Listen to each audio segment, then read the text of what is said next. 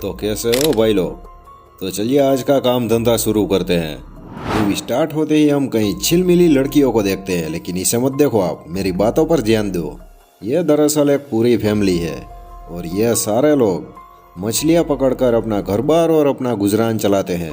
लेकिन आसपास कई बड़ी बड़ी कंपनियां थी जिसका गंदा पानी इस समुद्र में रिलीज होता था और उसी के चलते समुद्र में मौजूद सारी मछलियां मर चुकी थी और इन सारे लोगों का धंधा हो चुका था ठप। अभी इस फैमिली में एक कारतूस नाम का बंदा था जो अपने दादू को कहता कि दादू, मेरे पास एक आइडिया है जिसके चलते हम अमीर बन सकते हैं, क्योंकि एक बड़ा स्मगलर जहाज पुलिस से बचने के लिए कई सारे गोल्ड के पेटारे समुद्र के नीचे डालकर वहां से निकल चुका है और हम वो उठा लेते हैं और उसे बेच कर फुलवानिया करते हैं।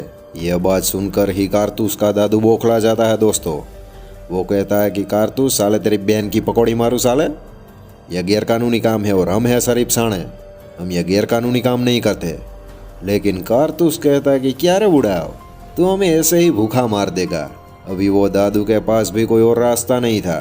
वो अपनी पूरी फैमिली को अपनी नाव में चढ़ाकर निकल जाता है समुद्र के उस इलाके में जहाँ पर नीचे गोल्ड के पेटारे मौजूद थे। समुद्र के नीचे दोस्तों गोल्ड से भरे हुए 20 पेटारे थे। उसमें से 10 पेटारे यह सारे लोग अपनी बोट पर चढ़ाते हैं और वहाँ से निकलकर छोटे मोटे माफियाओं को यह सारा गोल्ड बेचकर बन जाते हैं अरबी मामू, यानी कि अरबपति। और फूलों नैयासी और भौकाल मचा रहे थे।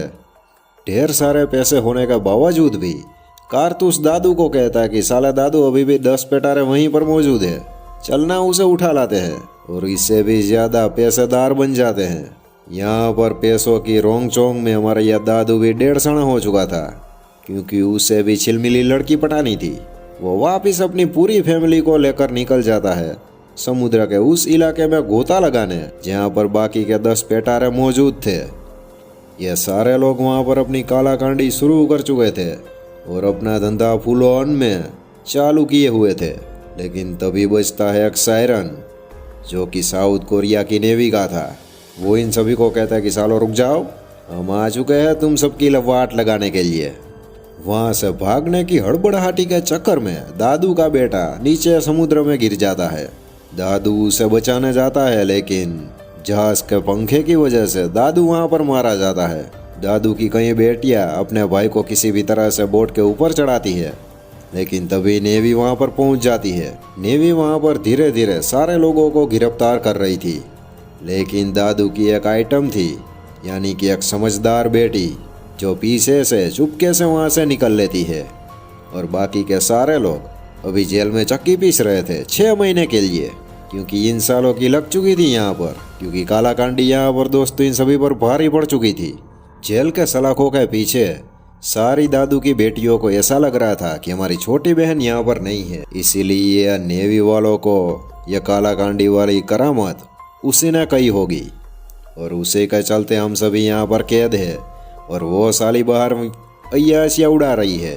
दूसरी ओर हम देखते हैं दादू की वो चिकनी चमेली छोटी बेटी को, जो साउथ कोरिया के बड़े स्मगलर के कांटेक्ट में आ चुकी थी और स्मगलर के पास था एक बवाल प्लान, क्योंकि उसका माल आने वाला था, यानी कि गोल्ड के पेटारे जो एक कंटेनर में थे और वो कंटेनर समुद्र के एक इलाके में नीचे गिरा देता। अभी बाद में वहाँ पर स्मगलर जाता और समुद्र के नीचे से वो पेटारे निकाल कर हासिल कर लेता।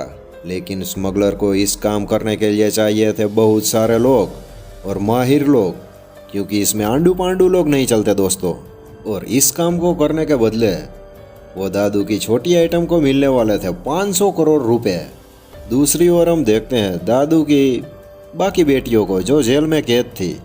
वैसे वो छूट गई थी, लेकिन सारा माल पुलिस वालों ने जब्त कर लिया था, इसीलिए ये सारी आइटम अभी रोड पर आ चुकी थी और जैसे तैसे करके अपने खाने पीने का इंतज़ाम कर रही थी। अभी भाई लोग इस बड़े काम को करने के लिए ये छोटी आइटम को अपनी बाकी बहनों की ज़रूरत थी, क्योंकि उसके बिना वहाँ पर कुछ भी नहीं हो सकता था। इसीलिए वो अपनी बड़ी बहन के पास जाती है और सारी बात क्लियर करती है, लेकिन छोटी को देखते ही वो बड़ी 2 चाटे मार देती है कि तू साली निकल यहाँ से, तू तो साली धोखेबाज निकली छिलमिली।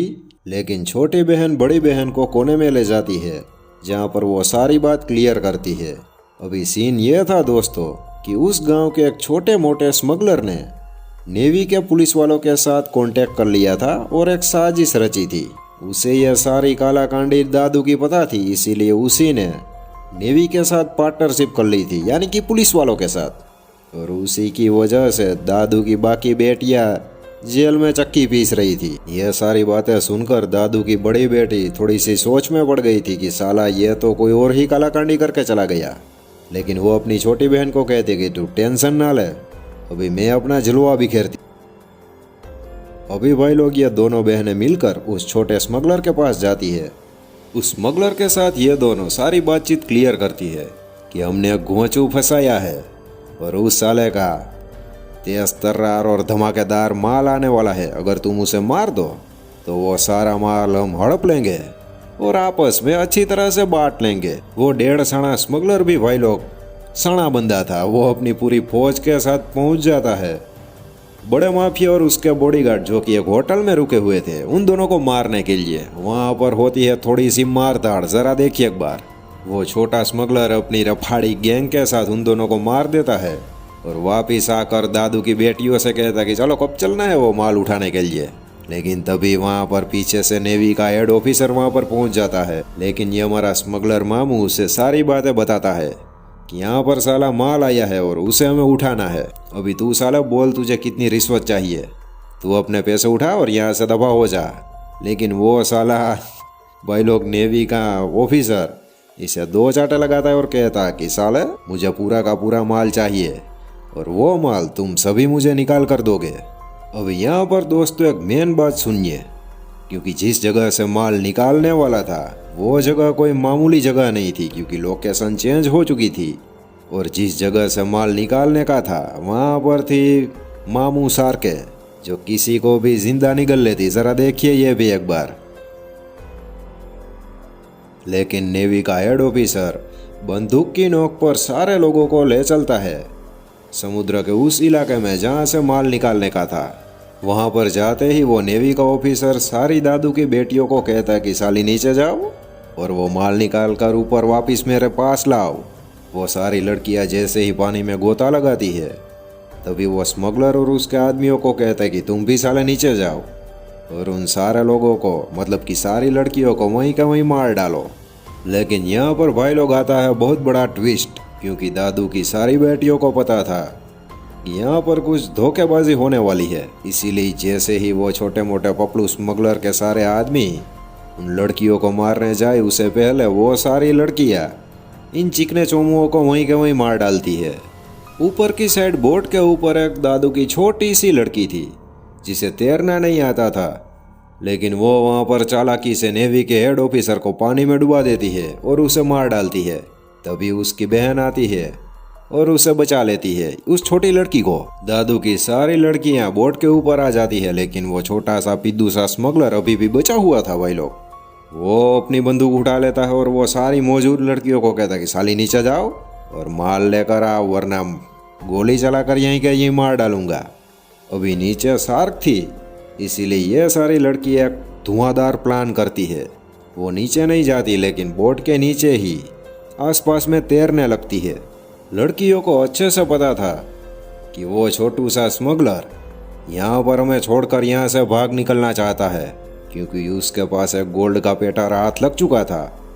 लेकिन यह लड़कियाँ भी शातिर थी। वो बोट का एंकर नीचे पत्थर में फंसा देती है। वो मामू वहाँ से भागने की कोशिश करता है, लेकिन एंकर की वजह से बोट नहीं हिल पाती। वो वहाँ पर ऐसे ही जोर लगाता रहता है और वो हमारी 1.5 साणी लड़कियाँ बोट के पीछे से चढ़ जाती है और उस स्मगलर मामू को पीछे से थप्पा ऐसा कर देती है। हड़बड़ाहट में वो स्मगलर मामू समुद्र में गिर जाता है और तभी आती है वो शार्क, जो उसे कच्चा चबा के वहीं ढेर कर देती है। बाद में वहाँ पर सारी लड़कियाँ देखती है कि बोट में एक पेटारा है। वो सारी लड़कियाँ उसे खोलती है तो वो देखती है कि इसमें अरबों रुपए के हीरे हैं, यानी कि गोल्ड से भरे 20 पेटारे से भी 10 गुना ज़्यादा।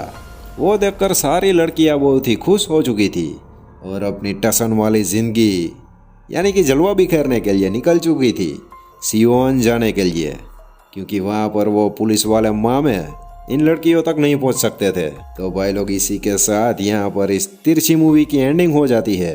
कैसी लगी यह मूवी तुम्हारे भाई को कमेंट में बताना, और मैं मिलता हूँ आपसे अगली वीडियो में। तब तक के लिए जय हिंद, जय भारत।